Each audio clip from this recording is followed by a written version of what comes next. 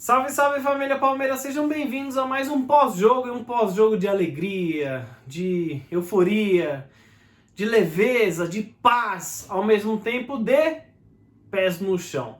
Venceu, convenceu, mas eu não vou me iludir e creio que vocês também não. Mas eu não quero vir ser aquele cara chato de fazer críticas após um 5-0 numa Taça Libertadores, confirmando a nossa classificação, né? Enfim, vamos lá falar um pouquinho sobre o jogo. Eu quero começar falando sobre algo que eu peço há muito tempo, que é o Wesley. Para mim, melhor jogador da Florida Cup, um dos melhores jogadores do Palmeiras aí, regulares, vamos dizer. Ele não é aquele jogador estrela, aquele jogador que, vamos dizer assim, desequilibra, resolve partida, mas ele no coletivo, ele é um dos raros que faz o individual valer a pena. Ele no 1 a 1 é diferenciado, eleito o melhor driblador da Série B o ano passado. E na Série B tem muito driblador, tem muito jogador querendo aparecer, então não é um posto fácil que ele conseguiu.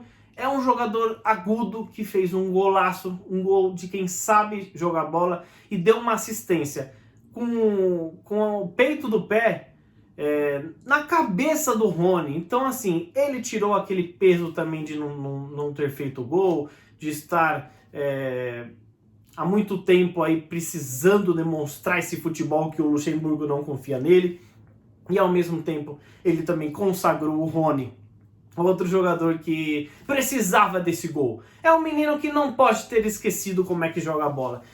A diferença do Rony para alguns outros perna de pau que a gente teve aí recentemente, com todo respeito a um Felipe Pires, a um Carlos Eduardo, é muito grande. O Rony foi decisivo em 2 títulos recentes do Atlético Paranaense, fazendo gols em finais, dando assistências, sendo coletivamente muito importante para a equipe do Atlético Paranaense, mas que ao chegar ao Palmeiras, muito ansioso, muito pai e tal, enfim. Eu não vou me iludir com o Rony, falar que é um jogadorzaço, mas ele fez a parte dele, fez o gol dele, quem sabe isso traga mais leveza para ele. É o que a gente estava achando, né? É o que a gente está achando que vai acontecer. Ele fazendo o gol, ele vai ter um pouco mais de tranquilidade. Vamos esperar, pés no chão com o Rony. Mas o Wesley, ele tem que ser titular, ele tem que conseguir ter oportunidades sequenciais, porque é um jogador que faz, sim, o que poucos fazem no individual, mesmo jogando num coletivo. Voltando um pouquinho falando um pouquinho de Wesley, ele deu uma entrevista depois, porque ele foi eleito o melhor da partida, junto com o Luxemburgo, e ele falou assim, o professor, ele pediu no intervalo para que a gente marcasse a saída de bola e pressionasse mais o time adversário. É isso que a gente pede desde janeiro. Quando o Luxemburgo chegou no Palmeiras, ele prometeu que teria um time ofensivo, com marcação alta, com pressão. Então, assim, é isso que a gente pede desde janeiro. Nós estamos entrando no mês 10. Tudo bem, teve a pandemia, mas custa a gente bater nessa tecla, marcação alta, marcação pressão, tentar ir para cima do adversário, principalmente quando é um adversário fraco. Com todo o respeito, nós fomos os únicos brasileiros em 30 e lá vai cacetadas que ganhamos do Bolívar na Bolívia. Não teve tantos jogos assim? Não teve. Lá na Bolívia, eles são muito fortes? São. Por conta do time? Não. Por conta da altitude, porque esse time deles é muito fraco. Mas muito fraco mesmo. Então, foi um jogo que eu escrevi lá no título do pré-jogo. A gente precisava vencer e convencer, vencemos e convencemos. Eu vou ficar com o pé no chão, não vou me iludir, mas estou muito satisfeito com o que foi apresentado hoje, porque foi o que a gente mais pediu, tá? Eu vou até descartar o Bruno Henrique ter sido titular hoje, né? Porque isso não me passa na cabeça, sabendo que o Gabriel Menino está suspenso do próximo jogo e vai ficar mais 3 jogos fora, porque vai para a seleção brasileira.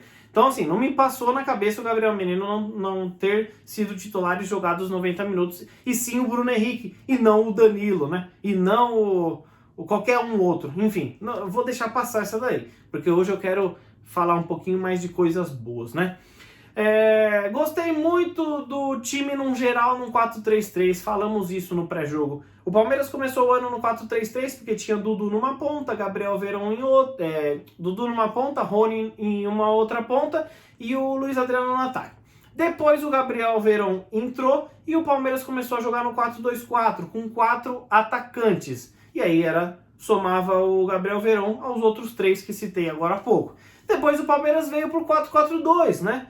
Com Zé Rafael e Lucas Lima no meio. Caíram de produção, voltamos para o 4-3-3. Então, assim, não se acha o posicionamento, a formação tática. E uma coisa que eu sempre pedi, quem me conhece sabe, o 4-4-2. Eu queria muito 4-4-2, desde 2015, 16, principalmente em 17, quando tivemos contratações de peso de meio-campistas, né? Trouxemos o Scarpa, que até então era para ser meio-campista, mas quer jogar na ponta e nunca tem oportunidade, porque quando tem também não joga. Trouxemos o Guerra, melhor jogador da Libertadores, um meia armador. Trouxemos o Lucas Lima, que é um meia que fez muito sucesso no Santos, enfim. Achei que a gente poderia jogar no 4-4-2, não podemos, porque a formação tática de todos os técnicos era 4-3-3. Mas hoje eu me convenço que o melhor esquema tático é o 4-3-3. Porque nós não temos meio-campistas para resolver, para dar bolas para os atacantes. Então, o que acontece? A gente vai ter que jogar com os atacantes rápidos. O Luiz Adriano, se tivesse hoje, ele faria 2-3. Então nós temos o Gabriel Veron numa ponta, nós temos o Rony numa outra ponta, nós temos o William, que também faz essa função, tanto como centroavante como ponta, e nós temos o Wesley, que para mim tem que ser titular absoluto, por tudo que a gente já conversou aí. De resto, gostei muito, vou falar um pouquinho da coletiva do Luxemburgo, porque ele falou uma coisa, né? Eu tenho casco, né? Meu casco é forte para aguentar as críticas, mesmo sendo críticas desnecessárias, porque eu sou o primeiro geral na Libertadores, o líder do meu grupo classificado. Eu estou muito bem posicionado no Campeonato Brasileiro. Vamos lá, Luxa. A gente não questiona as posições, até mesmo porque você tem um plantel para estar nessas posições que você citou. Estamos num grupo muito fraco na Libertadores e não é nada mais do que a obrigação a gente classificar em primeiro, e você conseguiu com êxito. No Campeonato Brasileiro, eu até acho que a gente está muito bem posicionado, porque era para estar menos, né? Era para a gente estar em 8º, 7º, porque o futebolzinho que a gente tem apresentado lá não é para uma 4ª posição.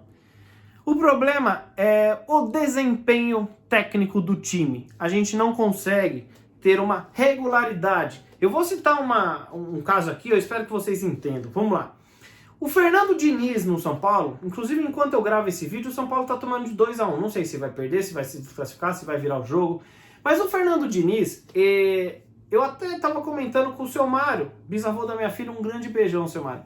Fernando Diniz, todo torcedor gosta de assistir os jogos dele, menos o do time que ele atua, né? No caso hoje o São Paulo.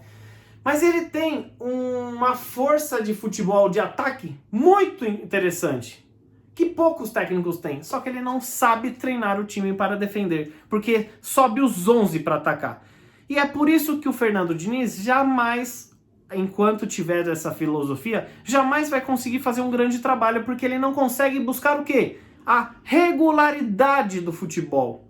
Coisa que o Luxemburgo sempre conseguiu na carreira dele. E que com o elenco que tem nas mãos e com os adversários que enfrenta, eu acho que ele deveria ter regularidade.